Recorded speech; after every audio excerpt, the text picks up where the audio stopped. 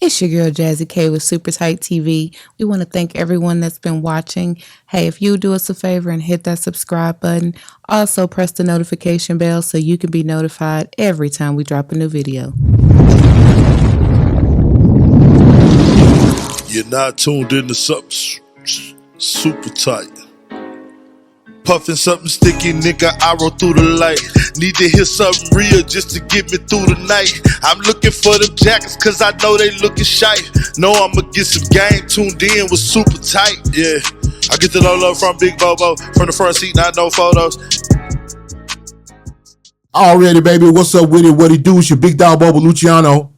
Want to thank everybody again for tuning in to Super Tight TV. We're back, up your back, going smack, smack, smack.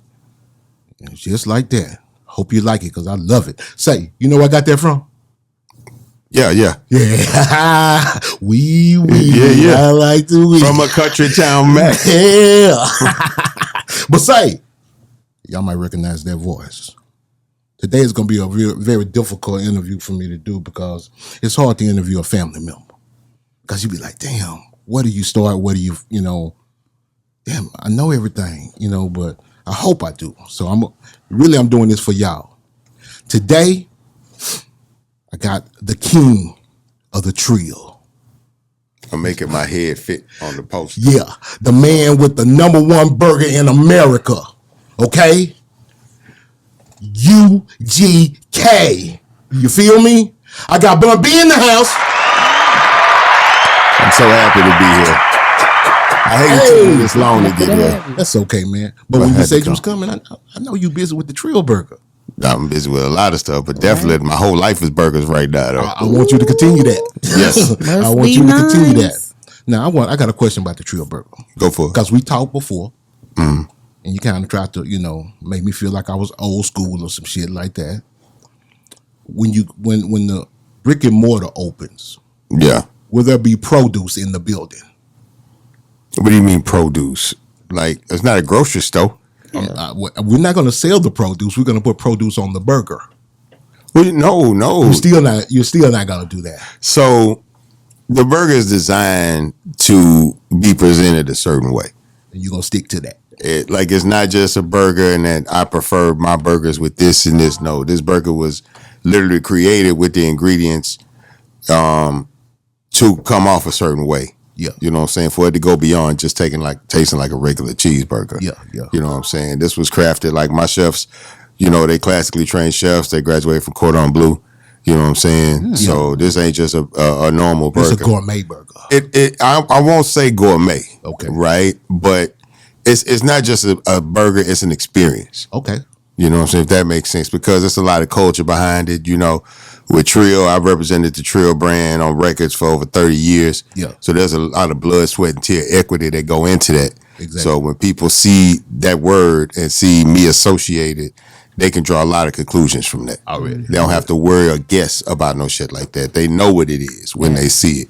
And that's what I knew it would be when we put the name on it, because we spent about half a day trying to figure out what we was going to call the company. Really? Yeah, and I just said, fuck it, let's, Trill Burger, why we playing? Why we playing? Yeah. For real. You know what I'm saying? Keep the brain. It rolled right off your tongue. Yeah, and it's literally so, and it is the best burger in America. I wouldn't, because here's the thing. If it was a bluff, it would do more damage to my reputation than anything. You know what I'm saying? Yeah. I get a couple of quick bucks out the door, but I wouldn't really, what is that worth to damage my reputation and put shit on that name? That's real. You know what I'm saying? So the reason I push it so hard is because I believe in it. If you eat that hoe, it's different. I promise. It's different. So what's the Trill Burger experience? Walk us through. The Trill Burger experience is really, most burgers, when people eat hamburgers, they're really not addicted to the burger. They're addicted to the condiments that they like on the burger. Okay. You know what I'm saying? So typically when you go somewhere and get a burger, regardless of what the burger have on it, if you like mayonnaise, you're going to put some mayonnaise on the burger. Yeah. If you like mustard, you're going to put it on there. But that's because that's what you like, because a patty typically don't really taste like shit. You know what I'm saying? It's just like a steak. A real good steak don't need steak sauce. I feel you. You know what I'm saying? So a real good hamburger doesn't really need a lot of things for it to be good. But typically people are used to a patty tasting like shit.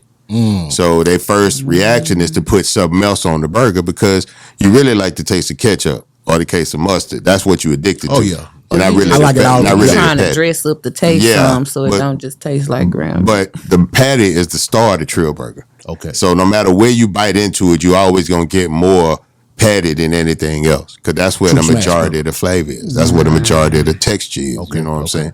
saying? And it's different. You know, I've had a lot of burgers in my life. I'm a fat dude. I've had a lot of food in my life. foodie. But I'm telling you, when you bite into this burger, because your only other frame of reference is just a regular burger. Yeah. Right. You know what I'm saying? You're gonna be like, I didn't know a hamburger or cheeseburger could really taste like this, could really have this much flavor and texture going on. Now, do they cook the meat?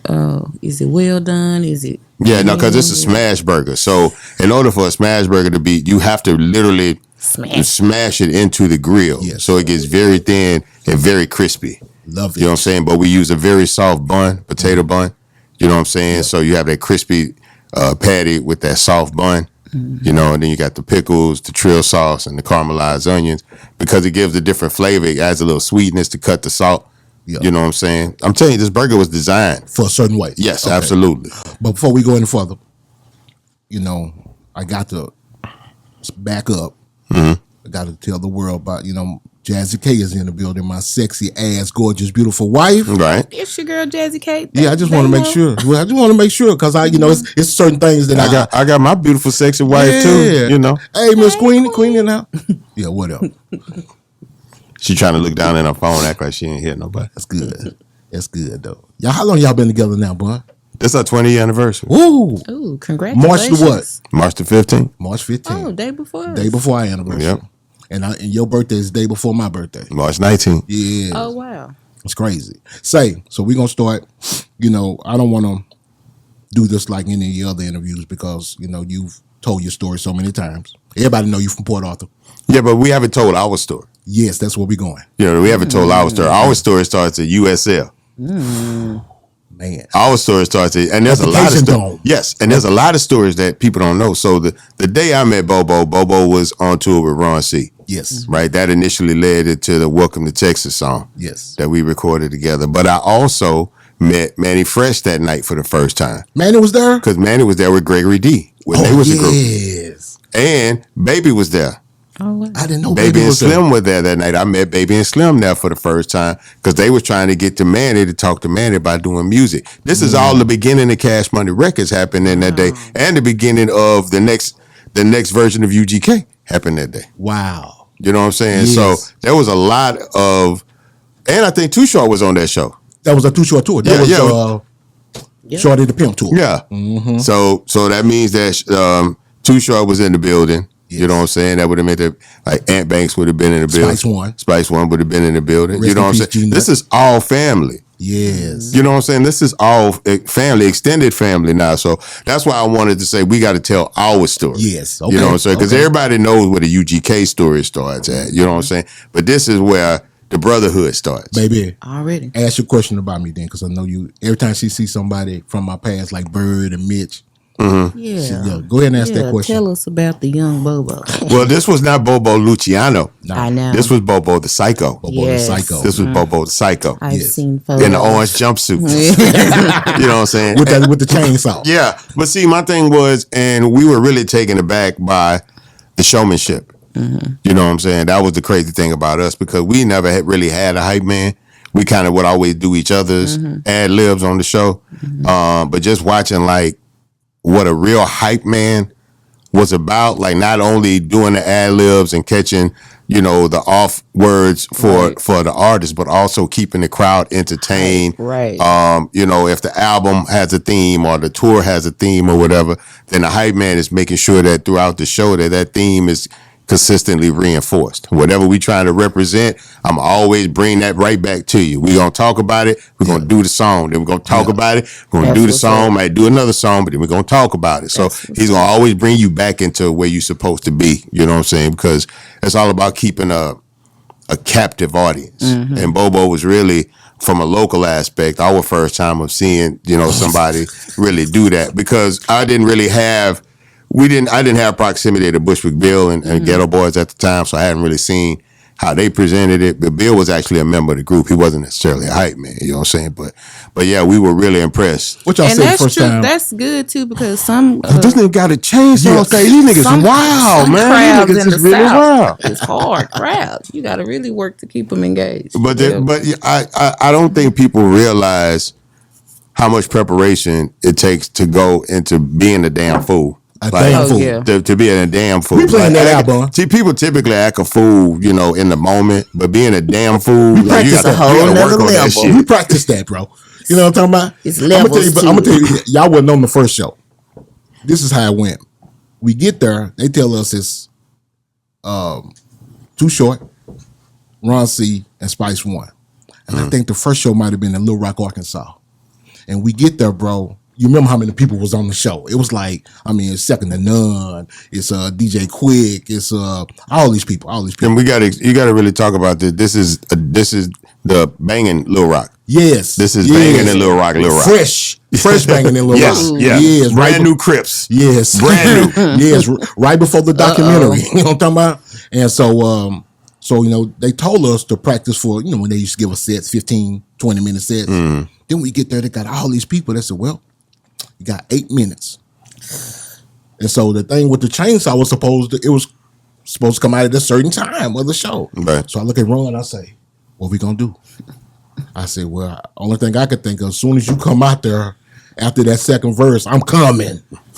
I'm coming, baby. Uh-oh. And that's how we ran that show, bro. And by the time we got to the second city, they was like, Nick, we heard y'all start the show out. We gonna move y'all up in the rosters, closer to the headline. I said, Hey man, look, that's what coming prepared is all about. and get you your 15 minutes back. that part. So let's talk about that first recording session. Do you remember that? It's been many, many moons ago. The first UGK recording session? No, Sound Loud, Oh, in Dallas. Dallas. I remember distinctly Oh, we had Las fun. Colinas smelling like weed. Yes. Like that's the one thing I remember distinctly. Like waking up in Las Colinas at the Residence Inn, Just in the air. you could it was skunk. Oh, It was you would wake up in the morning and you could smell the skunk. Somebody in Las Colinas Was smoking. was growing. okay. Oh, Had I to think be. growing because you could smell it like heavy in the air. Wow. You know what I'm saying? Had to be. Because there really wasn't nothing in Las Colinas back then but office buildings Yes. and a couple of hotels. Warehouses and shit. Because it was really just, really just hotels for people to stay when they came and work this and work with Ross Perot. Because Ross Perot built Las Colinas. That is You know his what I'm saying? So it really wasn't shit out there. The only thing, and then eventually while we was working out there, I think Anthrax had a bar. The rock group Anthrax had a bar. And then Tony Dorsett had a place out there because I remember Chad met Tony Dorsett, who was his favorite football player. If you look inside, I think is it Super Tight? I got that. I think it's in Super Tight. If you look inside, there's a picture where we both wearing jerseys. I think I'm wearing like a UT jersey and he's wearing a Cowboys jersey. I've got that jersey in my closet. You know what I'm saying? And it's a Dorsett jersey. That jersey he has on. You remember how y'all used to give me that stuff? Yep. You gave me the blue shirt. I hate I got rid of that shirt on Riding Dirty. The Paisley Polo. Damn, why I get rid of that shirt. You should have gave that to I Mr. still to this day, Queenie was just talking about what I wore at the rodeo last year. She's like, "Where's that jacket?" I was like, "I gave it away after the show." She was like, "Don't give nothing away this time." Yeah, because stuff that's like right. that's like, I'm with Queen. I'm trying to do better of documenting stuff. Yes. You know what I'm saying? But I also know that a lot of those things I don't take proper care of. Whereas if I give it to somebody, they're gonna really take care of it and Cherish it. cherish it. You know what I'm saying? Exactly. Make sure that it gets what it's supposed to get. Because to me, it's just gonna be another coat. You know, I'm blessed. I get coats all the time. That's why I give a lot of that shit away because people gonna treasure that shit more than I will probably. That's what's up. So a lot of people hear about Saying Jack.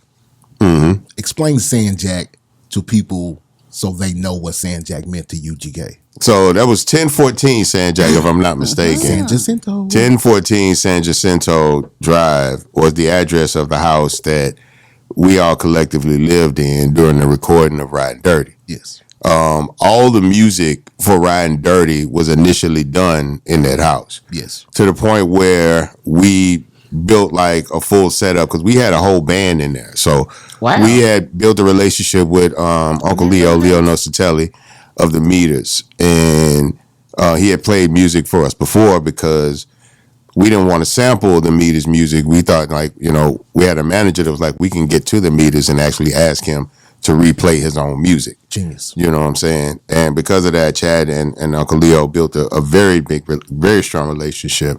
And so he actually put together a band. And so a lot of the music that you hear on Riding Dirty is actually live instrumentation. There was a process that he recorded, and I don't want to talk about the process because I don't want to bite his style.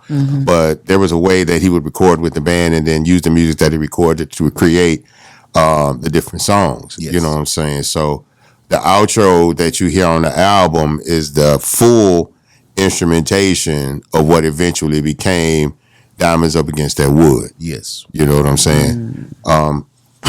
And so we did all that original pre-production in that house. Like we were actively living in that house. We was trapping Come on. this out the of that little house. That's the house I took you by. How y'all fit a band? Yeah, In the living room. in the living room. In the Like living so, literally only had like that 2 sofas and a TV, but there was no dining room. There was never like a dining room. You know, all of that was just where the equipment ended up going. All right, It was a nice house. I bet. For Miss Freeman, was it a nice house? No.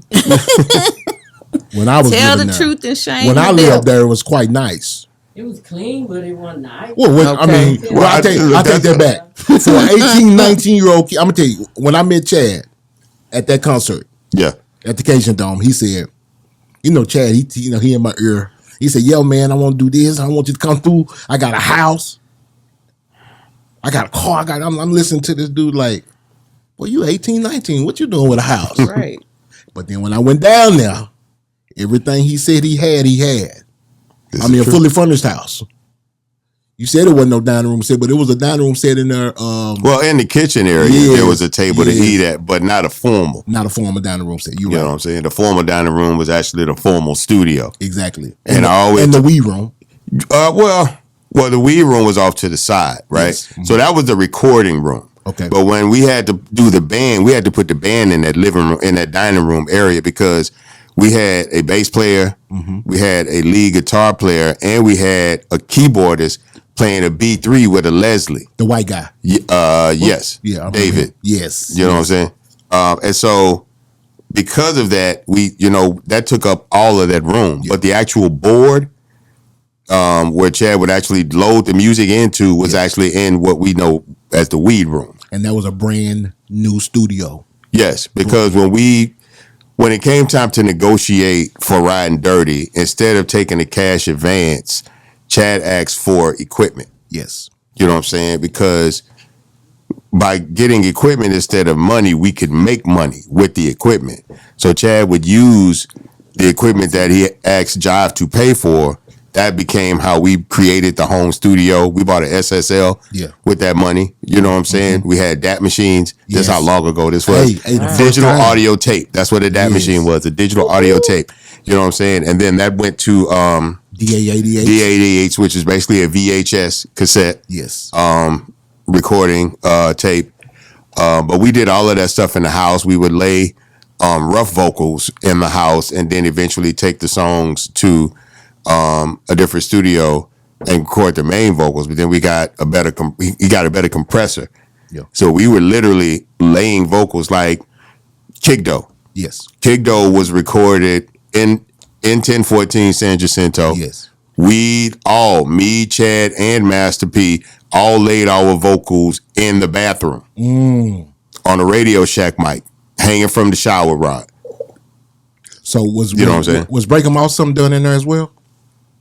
I'm not sure Break 'Em Off something was done in there. I think Break 'Em Off something might have been done at the Baton Rouge studio. Okay.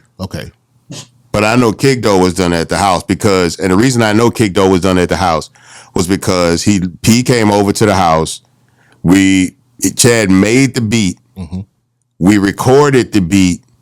We gave him a recording of the beat that he could take to go to add to the master album to press up. And then Chad cut the machines off. We never recorded an instrumental. or a cappella. Okay. He literally made the beat, we rapped to the beat, recorded it, gave it to P, and then cut the machine off. That's what's up. Hey, a hit.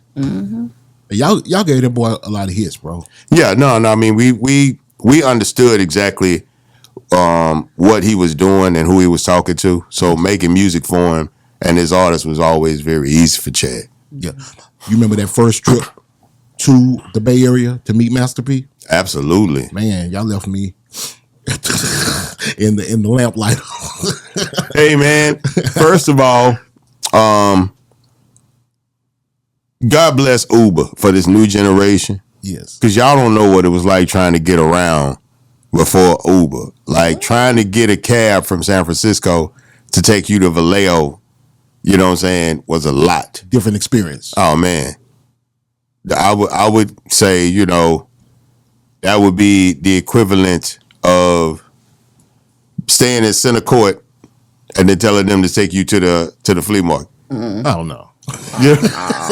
You know what I'm saying? Trying to convince somebody to take you there and drop you off. It was a lot. They like Y'all made a lot of contacts on that trip though. Yeah, no, we ended up meeting Chris Hicks. Yes. On that trip, you know, who ended up putting us with God, I can't think of his name. Selly Cell.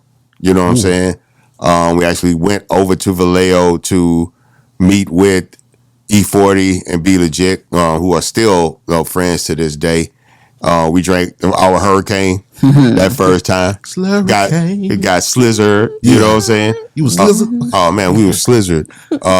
And we were really like, so the first thing they did before they even made the Hurricane, they was drinking, they had like the big jugs of Carlos Rossi wine.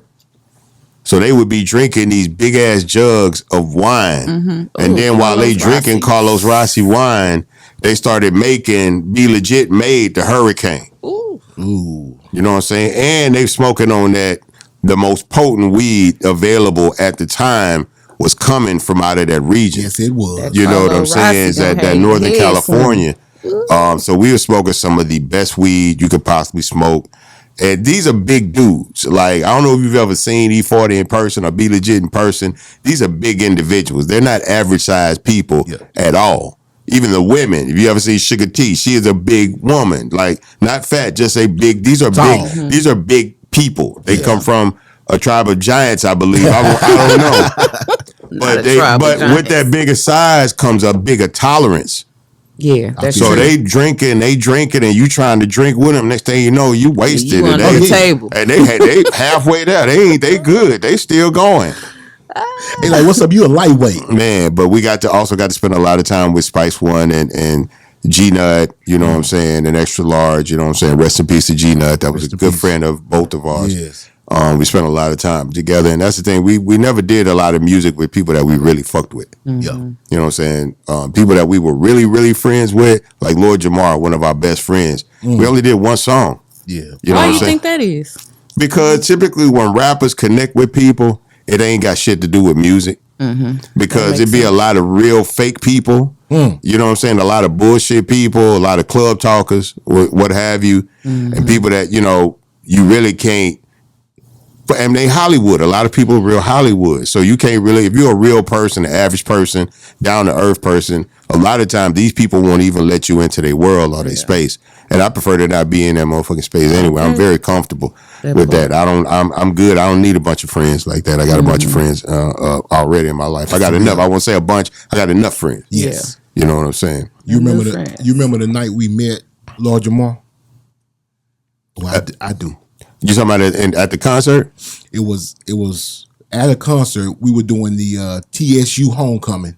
Yes, in Houston. That's what you're talking about. Yeah. Yes. So I was telling somebody about this the other day. Man, I remember that night. There's a lot to that night too. I'll tell you after this. I don't know if we need to talk about this on the air, but there was a lot that went on with that night. We'll talk about it later. Yeah. Get real deep. Not with the other team, but people that came that night. Yes. But I remember distinctly that Chad refused to let them open up for us. Oh yeah. That was the thing, that they were the openers and we were the headliners. Which made sense because we was at TSU. Houston. But Chad had such a high level of respect for Grand Poobah You know what I'm saying? That he was like, no, we not gonna, they're not gonna open up for us. We open up for them. Wow. You know what I'm saying? We got to give that man his respect. Yeah. Type of a thing. And in retrospect, that's not how concerts work. No. You know what I'm saying? You're supposed to put the biggest act on last. That's real. But just that showing of respect was something that, they really appreciated from us. And, out of all three of those people, Lord Jamar was a person that we bonded with. And he was like, yo, next time y'all come to New York, y'all hit me up. I'll show y'all around Brooklyn. And we did that. We ended up going to New York, and we actually went to his house, and he drove us around Brooklyn. It was like, yeah, this is Washington, and this is where this is Biggie's block. It took us to the bodega spot and buy, the weed back in the old school bodegas in the back of the store, shit like that. Took Chad to Branson. Chad and Branson had a real good relationship for many years. I got to meet Branson as well, but I didn't know him as well as Chad did. Lord Jamar really like walked us through Brooklyn. You remember after the concert in my room? Oh my God. The freestyle? Yes. Man, boy, you was laying on your belly. You don't remember that? That's a lot of belly. You was laying on your belly. That was rapping, a lot of belly. Rapping. Killed him. I wouldn't say killed him. Stop. I ain't gonna say killed him. You murdered the situation. See? Is that better? What's the difference between killing something You and didn't kill murdering? them. It's the same, The sir. situation. Okay, I'll take It's the the same. situation. The situation. You handled yourself well. Chad came in. He didn't step foot all the way in the door. You remember that? He stood at the door and gave about 6 to 8 bars and then walked off. Then closed Now the wait a door. minute, we have Grand opening, grand closing. Ask him about the freestyle versus. Yes. Yeah, Matter of I fact, need to know. do that. Have you been watching our show? Yeah. Have we told you to? Have you seen how we have people for not for the Cowboys' sake, for positive energy? Yeah, I just rubbed it. Yeah. You take a picture of my man rubbing the show. I just rubbed it. I saw you. That's what made me think about it. Because I see you changing the tone. I said, I don't know where he going with this. No, right? Yeah. Get that Let me energy. rub on this thing, get this energy. From you being an MC. Yes. Because I see you about to ask my opinion. That's why I need that Yeah. positive Yes, energy. yes. I consider MCs on Up there. the top echelon on either rapper, lyricist, MC. You're an MC, but what do you consider freestyling? This is coming from, now I'm gonna back up. Being in Las Colinas, that first time, you had a party in your room at the residence. At the residence inn. And you boys got to freestyling. Yep. That's what I Well, so consider. you're asking me what is technically a freestyle? Yes. Oh, that's easy. A freestyle is a rhyme that you didn't prepare before you started rapping. It's literally if I started rapping right now and started picking out details in the room, Yes. and the time of the day and what Yes. I'm wearing and what your name is, Okay. people that I've nenever met before, and I incorporate elements of a room that I've never been in before. I rap about that. I obviously could not have prepared those words. Yes. Because I've never been in this room. I've never met these people. Yes. You know what I'm saying? I've never seen well, technically, I could cheat because Yeah, I you watched could the cheat show. a little Because bit. I could talk, I can see. But you understand what I'm saying? Exactly. A real freestyle is something that is literally when they say off the dome. It's something that That's what we talking it's about. spontaneous. Yeah. It's a spontaneous conversation in rhyme form, poetic form. That's what I don't understand. When did it turn? But into- everybody's not an MC. No, they're not. That's the thing. And I don't get mad at people that's not an MC. No, It's no. the people that misrepresent themselves that I have a problem with. Some people will tell you, I'm just trying to make this music and get this money. Yeah. I ain't got no problem with that. Me either. Yeah. I ain't got no problem with that because I would rather you do this than do something that you ain't got no business doing that could hurt some people. You know what I'm saying? Just don't misrepresent who you are when you make your music. That part. Because you're going to have to live up to the shit you say on your songs. You're not going to get out of this shit without a fight. Say that. I'm just going to be real. You Say can that talk all that again. shit you want on records, but you're not going to get out of this life without a fight. Somebody going to call you on that shit Yes. because there's real tough guys in this world. Man. You know what I'm saying? And they have no problem waking up every day and finding somebody to prove that they still tough. And We got something to prove. and you don't have to be hard to spot a sucker. Like, you don't have to be a gangster to know who's not a gangster. Yeah. You know what I'm saying? So you can create a video They can edit the shit out the video. You know what I'm saying? You can write the rhymes, and somebody can help you write the rhymes. You know what I'm saying? But at some point, because of the shit you say and how you say it, you're going to be put in rooms with people that live that life at some point. You know, if you rap about cars, you're going to be rapping at car shows. Yeah. You know what I'm saying? But if you rapping about street shit, you're going to be rapping in a room full of street niggas. Get your money at 2:00 in the morning. Man, in a room full of gangsters with pistols. And they can spot a sucker a mile away. Yeah. You know what I'm saying? And everybody has not made it home with their money from rap concerts. There's a lot of people that find themselves in precarious situations to this day. You know what I'm saying? And probably a lot worse, I would say, nowadays. See, when we first started rapping, wasn't no House of Blues. No. You know what I'm saying? We wasn't doing basketball arenas and shit like that. We was doing whatever place the drug dealer could rent to try to clean his money. Yeah. A lot of the early concerts we did making street music was opportunities for people to wash their money. The same way that white people wash their money through businesses and shit. That's what street people did. They opened detail shops and cafes and hair salons and do rap concerts. That's just what it was. And those are the people that we had to deal with coming up back in those days. Exactly. So if you wasn't about what you said what you was about, as soon as you got in the room with these people, they knew it. Yeah. You know what I'm saying? And everybody's not friendly. No. You know what I'm saying? Everybody is not finna just, like, for example, drug dealer feel like I need to do something with this money. So I'm gonna book him. He famous. Bunch of people gonna come. I'm gonna make the money. Everything's gonna go like it's supposed to go, and everybody's gonna be good. But you're not a promoter. You don't have a record for throwing these shows. People don't even know if these people gonna show up. So you throw the show. You don't know how to promote the show. You don't know how to work with radio. You ain't got no local people on the ground. And then you throw a show. You done rented this big space. You done gave me a bunch of money. You down $75,000 and ain't but 200 people showed up. That cool. And you still owe me my second half. You feeling some type of way. You know what I'm saying? Yeah. If you feel like I ain't determined enough to get this money from you and get home, you not finna give me this money. Bone, am I lying?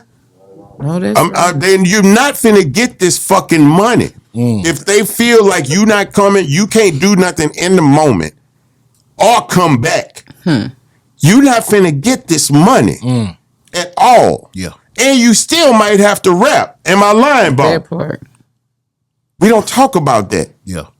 Niggas watch TV. It's so different now. Oh, yeah. It's so different now. We didn't fly nowhere back then. You didn't even have that many airports that you could regularly fly into. No. So we used to have to drive across the country, and we actually preferred to drive because you could bring what you needed to bring to protect yourself in a car. Now, I got to drive across a bunch of states. We did that. Right? They get back with these pistols we ain't supposed to have in the first place. And smoking too. You know what I'm saying? With weed. And we smoking too. You know? Eating it. By the grace of God. By the grace of God. There you go. You know, that we actually made it through these situations. But yeah, I don't think people really realize what it took to actually even perform a rap concert, much less like get famous and go from city to city. Like, I could come to Dallas and get love, but I used to come to Dallas. It used to be fights. People used to get shot in the parking lot. You know, this used to be this used to be a real rap scene where rap concerts for people that made street oriented music used to take place was some of the worst places in the country. Yes. At the worst time. Pine Bluff, Arkansas. Man. You know what I'm saying? UAPB. Like, serious. PJs. PJs. Oh. You know what I'm saying? Like, you know, going to 559 in Atlanta, anywhere in New Orleans. Man, you know what I'm say saying? that again. Even Strawberries. Now, Strawberries typically was not a violent place. Like, there wasn't a lot of fights inside, but the parking lot could get extra. Why that parking lot was big? Because we wouldn't get to Strawberries until 3:30 in the morning. We wouldn't go on till 4 o'clock. Yeah. We wouldn't leave till 5:30. Right? And we still got to drive back because back then I don't even remember us having. Do we even have rooms? I don't. Not in Lafayette. I don't even remember that. If we was performing in Louisiana, normally We would turn go, back around. come back. Except for that one time. For Crawfish Festival, I think. Sometime. Well, you remember you moved to Atlanta for a little while. We had a show in Louisiana, and you bought this burgundy Cadillac. Yeah. And you drove down with Gil. We stayed that night, but other than that, I think because we had a concert in Arkansas right after that. Right after that. Yeah, so that would make other sense. than that, we dipped and went right back home. Right back home. No, we weren't staying, waiting for somebody to pull a kick though. At all. You still can freestyle? I'm not as good as I used to, but I can do what I need to do. I can do what I need to do. Yeah, you and Chad used to make freestyles sound like songs.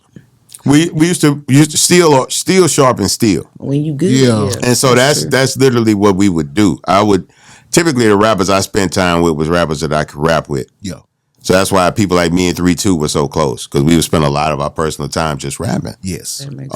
That's why me and Big Mike were so close. Shout out Big Mike. You know, because we would spend a lot of our time just rapping. Yeah. You know what I'm saying? And we would just cut on people's albums and just rap through niggas' albums. Not even listen to the album, just rap through their whole album. Me and Chad would rap about songs that we had already made songs about, and find different ways to rap to the music, you know, fucking around at the house. Like when we did the show with the Ghetto Boys the night that Rudy got shot. Yes. You know what I'm saying?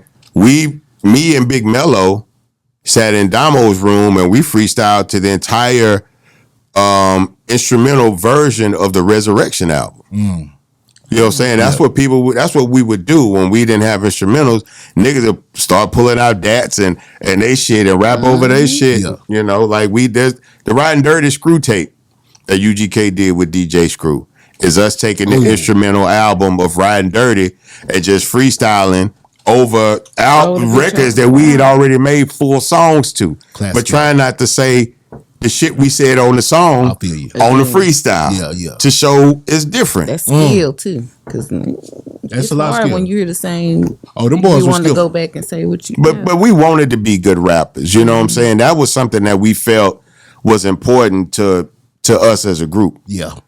Do I think it's necessary for everybody? Obviously not. Many people have become successful without having to focus on that. But you don't get rich on accident. No. You don't get rich on accident. Somebody got to work their ass off. And if your music ain't good, you got to work even harder. That's why I don't knock people that make money from music that maybe isn't the best. And that just tell me they work that motherfucker hard. Yeah. They got out there and made connections with people. They talk to people. Marketed, right? Yes, they marketed not just the music, but themselves. Yes. So I tell people all the time, you the man, the band, and the brand. You got to know. You got to know what you're selling every time you walk in the room and how to sell it. So when did you know, after UGK had come out, you and Chad got together that, damn, I got some? Well, I mean, when we won the first radio show, like when the first song we presented to the people was "Tell Me Something Good." And no, not UGK. When did BUNB know? Say, man, my lyrics are a little bit different than everybody's. I got some. Got a little something, yeah. My first rhyme that I wrote to tell people I think I'm a damn good rapper was 316s. Oh yeah. That was the one where I felt like That's a good one. I'm not finna just write a regular rhyme like I've been writing. Yeah. I'm finna say some shit different.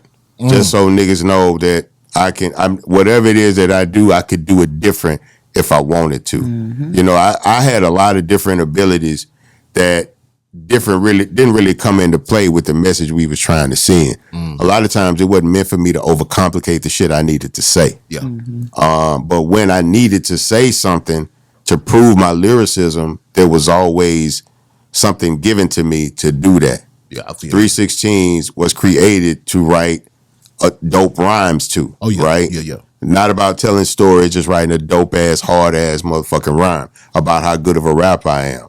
Murder is the best of both. Murder is a song that is detailing something that you can see vividly as a story, but being told to you in a way that niggas weren't really talking. Yeah. At that time. And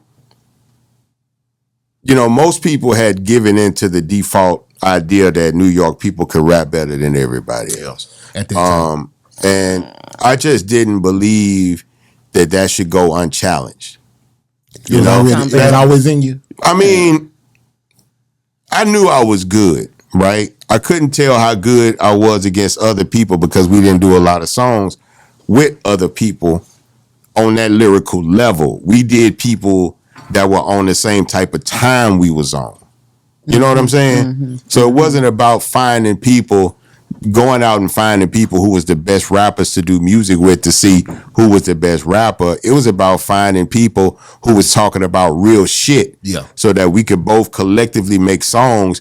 Cause you like Ball and G, y'all from Memphis, y'all from the hood of Memphis, Orange Mountain. Y'all talking real shit cause y'all come from a real environment. So are we. Yeah. So whenever we come together, it's probably gonna be about some real shit. Yeah. You know what I'm saying? That were the kind of people that we were seeking out. Already. But through the course of that, I came across niggas like MJG, A-Ball, who was really dope lyricists. Yeah, okay. You know what I'm saying? So Outkast doing songs with them. You eventually come across niggas who are on the same path and trajectory as you are. And we're not making just making the same music to do shows in the same club. We're really both trying to elevate this shit. Yeah. You know what I'm saying? And I'm glad that I'm one of the people that the generation after me sought out to prove that they could rap. You know, the Killer Mikes, the T.I.s, you know what I'm saying, the 2 Chainz and people like that who sought me out to do music with me to prove to people that I'm not just this. I can do this, right? And I do this very well, but don't get it twisted. I could also do this other shit. Okay. Yeah. You know what I'm saying? So you just got to show people if you are about that you can do that. But again, I don't believe that everybody making rap music need to do that. If that's what they feel they need to do, then fine. But if not, don't go out your way to try to be an MC if you ain't that type of nigga. For real. Just stay in your lane. Yeah. And don't try to be a street nigga if you really just about some lyrics. real. Just stay in your lane, you know? Because this world, right, especially right now in 2023, I don't understand why anybody would actively entertain bullshit right now. Yeah. I don't get it. Niggas are actually seeking out smoke right now. It's so much ready for you. That's the time. Yeah, Leave that shit wanna where be it's at. seen, Yeah. Leave that shit where it's at. God give you the opportunity and a path to do something bigger and better and make something out of your life. Look, then make sure when you go on that path that you being honest with people about who you are. Because some of these niggas making this music is actually willing to take these chances. You ain't lying. These penitentiary chances. You ain't lying. And so be it. You know what I'm saying? Because they will give you that penitentiary time. Yeah, they will. They will give you that time. Real And hide quick. your ass. And hide your ass. Oh yeah, no, they're gonna put you away. They'll put you away. Your music gonna do numbers while you're gone. That So part. I want to talk about my favorite song. Okay. I have a question before. Go you ahead. talk Okay. about your Before you favorite get into song. that. Yeah. Go ahead. So a while back, I knew you were teaching a course. What was that about? That was about hip hop and religion. That was at Rice University. Which that class was already being taught. I was asked to come in and co-teach the class and contribute, which was different. It was different for me because I didn't go to college. Not that I couldn't, I just didn't. Right. You know, but so because of the fact that I didn't actively take college classes, I didn't know how a motherfucker took a class in college, much less how to teach one. Yes, Right. You know what I'm saying? But Dr. Anthony Penn, who was originally teaching the class and brought me in, had the utmost faith in me. You know what I'm saying? And I've been blessed to have people in my life that when I was down to do it, but wasn't sure if I could do it, you know, walk with me. Already. You know what I'm saying? It kept me inspired and kept me encouraged. And he was one of them. You know, I was like, man, I don't know if I can do this. He was like, I do. I know you can. That's real. You know what I'm saying? You just got to give it some time and some effort. And once I got through the first lecture, he was like, that's it.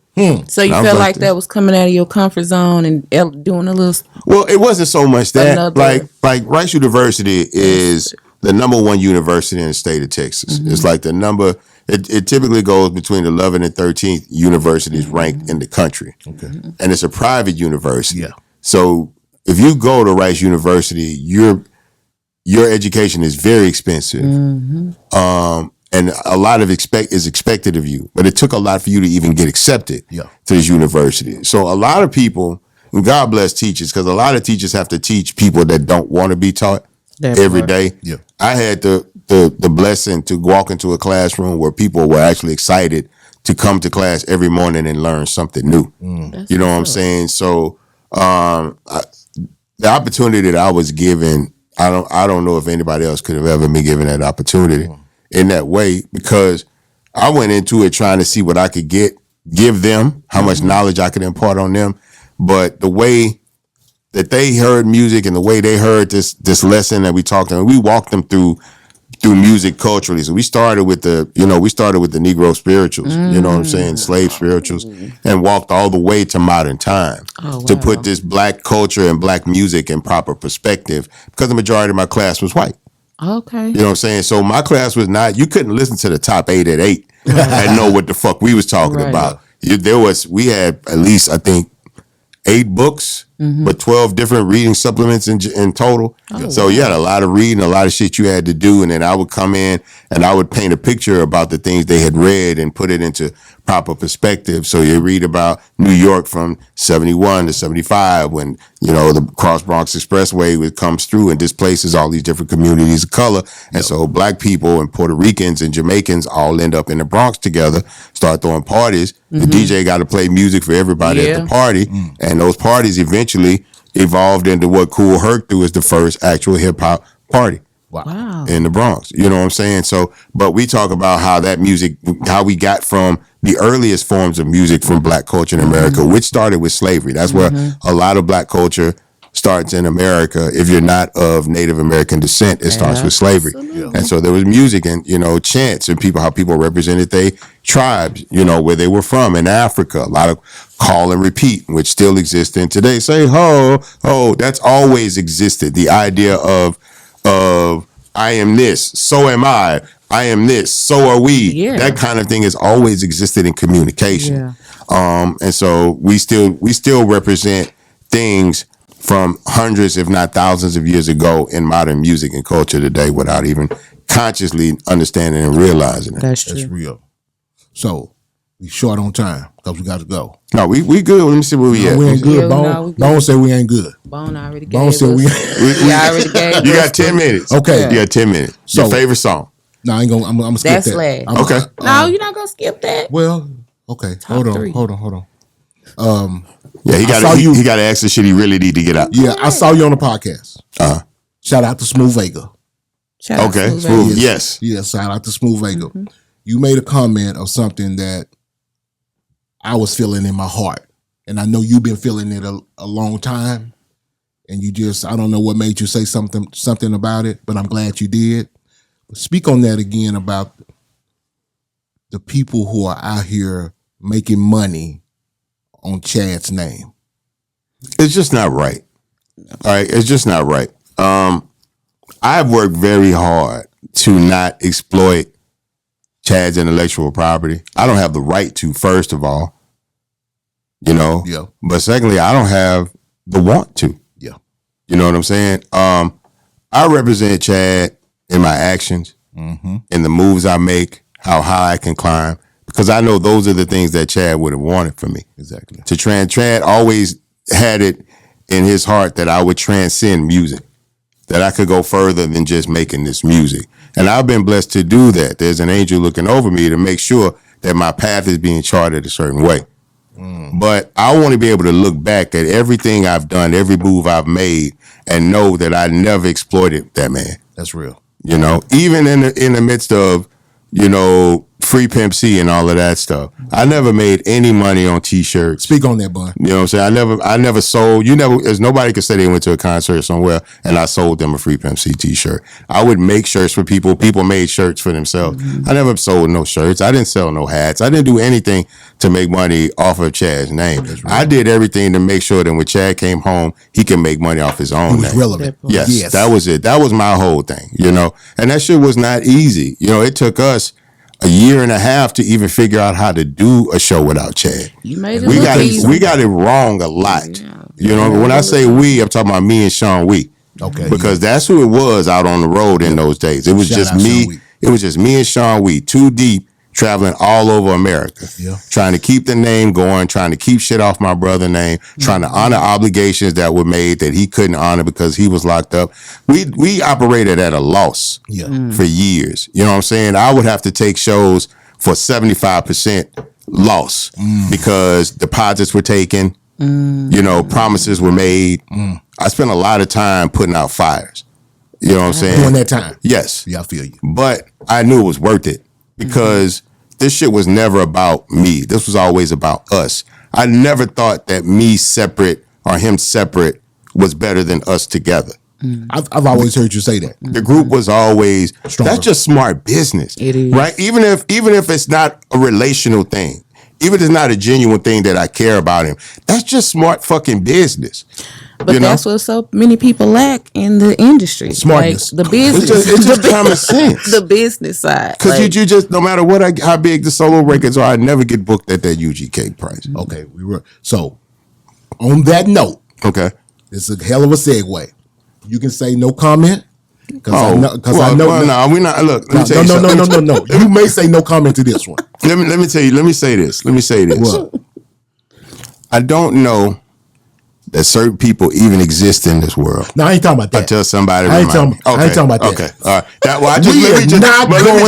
Let me just say Hell that. no. No, Let not me just say that. that. No, we ain't So going. if anybody out there hears somebody talking bullshit about me, don't call me. Yeah, don't call him with that. that's Don't call He me got because some- I don't even know. Call people- me. I don't even know. Call me. I don't even know when niggas talking about me until somebody call me. Now y'all call Bo-Bo. I handle that. I handle that. I don't. When I look back, I only look back on fond memories. I don't look back to bullshit. That's what's up. I only look back to fond memories. I ain't got but so much time left in Hey, Bub, my life. hey, now you don't were call- saying no don't call comment. Bub. Go for Don't- it. Yes. Yeah. On that subject. Okay. Scarface and Willie D. Yeah. What do you think about that situation?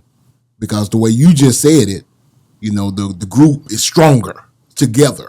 I'm gonna say this because I know both of these men. I'm not even gonna comment There you go. on that situation Yeah. about the Grammys and all of that. I will say this. Whatever it is they was arguing about started way before the Grammys. I feel like, they were in a group for a long time. Facts. I feel like there have been maybe different things that had happened between them. And sometimes when people blow up, it ain't really even about what we arguing about. That's It's true. about some energy that's been around for a long time. That's my personal belief. Already. I don't believe the Grammy situation is in itself was what they were really arguing about. I think there's some deeper issues, but I can respect the fact that they handled it like that. Like me. That they both are men enough to say, man, I think you fucked over me. Man, I ain't fuck over you, but if you feel like that way, then that's what it is. And then let's sit down and do it on camera. Because I can't say that there wasn't a time in my life where I would have handled shit that calm. No.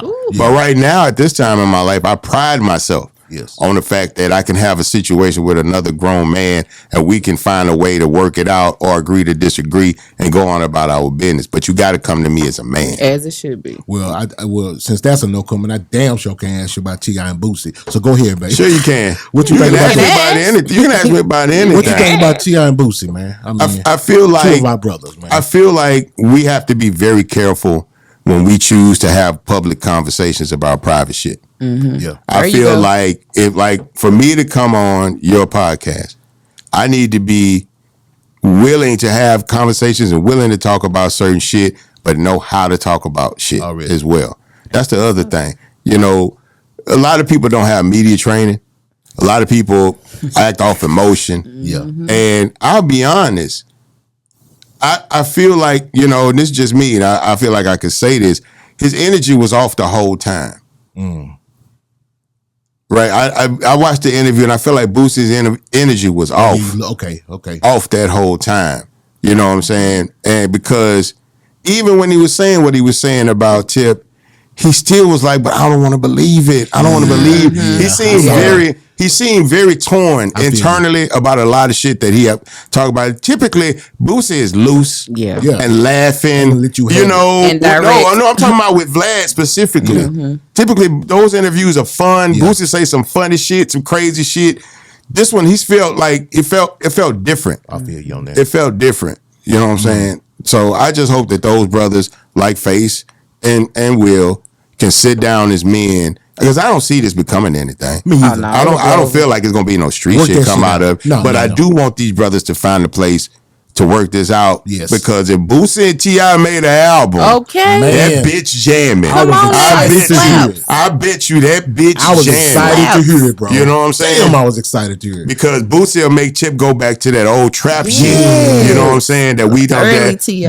that Tip as a DJ solo Too. artist and all these other things that he do probably like Tip does stadiums. Tip does big rooms. Yes. So because you know you walking in the big rooms, once you know you on that level, you typically make that kind of music. That's real. This would allow him to go back and make club, street, part. car wash music That's real. type shit. That's real. You know what I'm saying? And I think we all would have loved that. That part. I know I would. So I really would hope that those brothers can work that out, and whatever the energy was, we can move past it and get to what the people need, real. and that's that album. That's what we need. Go ahead, baby. Last question before you get out of here. Yep. Everybody's throwing numbers my way. Your top three favorite songs. Period. Yeah, no, yours. Of my song? Of your Yes. discography. You Yeah. it could be a feature. It could Yeah.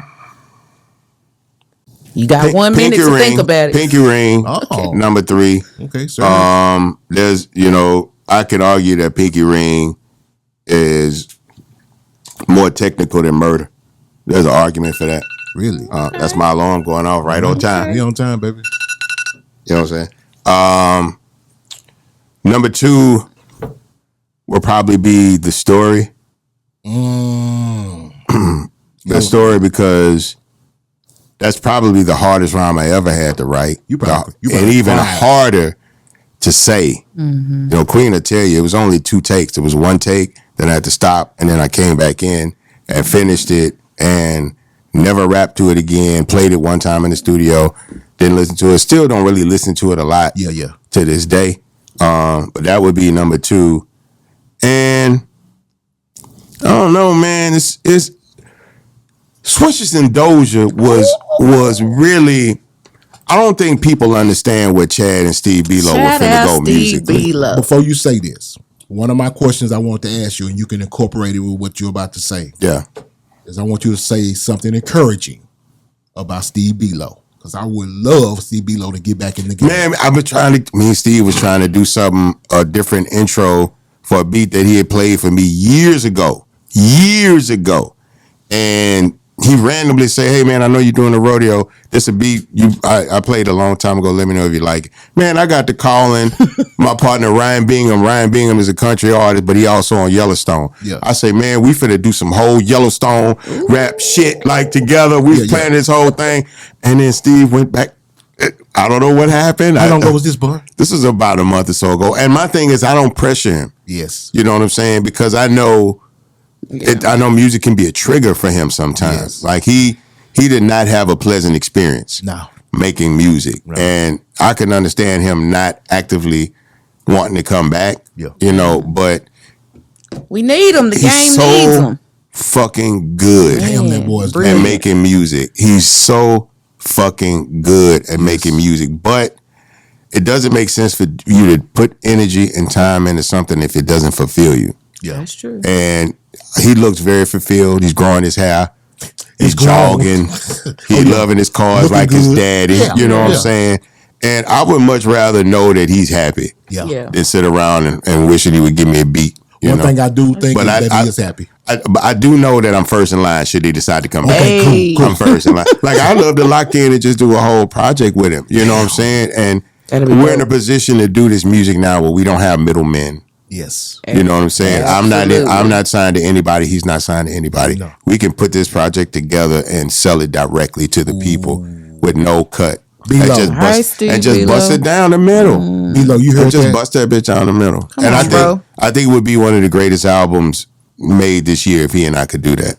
Well, I shit. think it would, because I'm calling him he tomorrow. understood. He knows the formula. That's the thing. He does. Steve and I put him and Corey Moore in the room together, because between them two motherfuckers, that's the formula.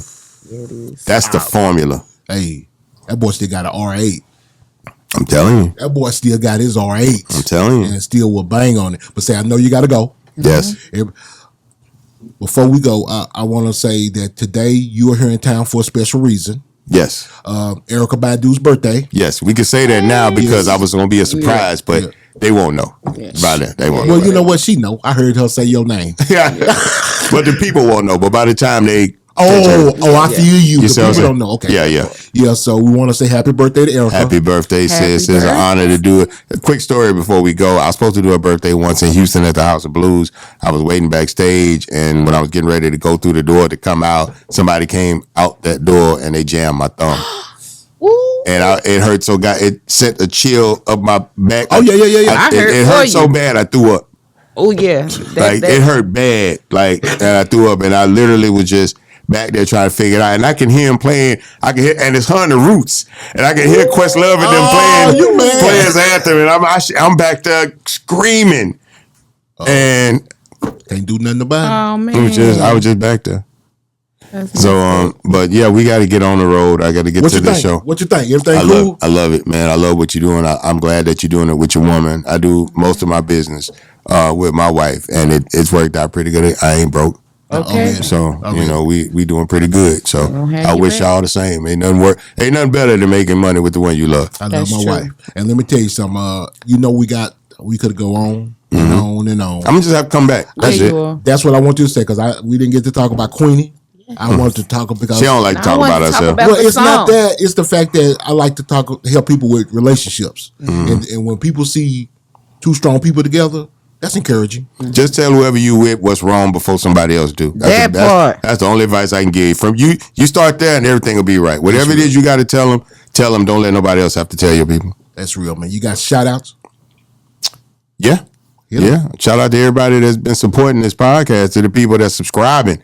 How about that? Let's shout out to subscribers. That's how folks get some little money around here, man. Okay. But I want to thank you, man, for being a real brother. Thank you, bro. To me, always being in my corner, in my ups and my downs. I wish you nothing but the best. Thank you, brother. In here, man. You know I love your ass, bro. Come on, man. I love y'all, man. I want to see y'all win in this world. Thank you, bro. I really want to see y'all win. It look like y'all on the way. Thank you. And sponsors, man, tap in, break some bread. Local barbecue places, local car washes. Hey, you know what I'm saying? Niggas, if you selling like your own little margaritas in plastic bags at the lounge, the hookah man. You know what I'm saying? Come on. Shoot us a couple $100 a week, man. Let us blow you up in the city. Come on. Hey, let me tell y'all something. I'm gonna steal a cosign. If y'all love BUNB and y'all fucks with me, come on, tap in. Tap in with Tap in. We need to interview you. We need to. If you in the city and y'all fuck with one of us, come on, man. Tap into Super Tight, and don't forget to subscribe. Hit that little bell so you can be notified every time we drop some more content. You know what I'm talking about? Yes, sir. So I got my man BUNB in the house, the trillest man I know. You know what I'm talking about? Love a you, big super bro. tight guest. Know I'ma get some game tuned in with Super Tight, yeah.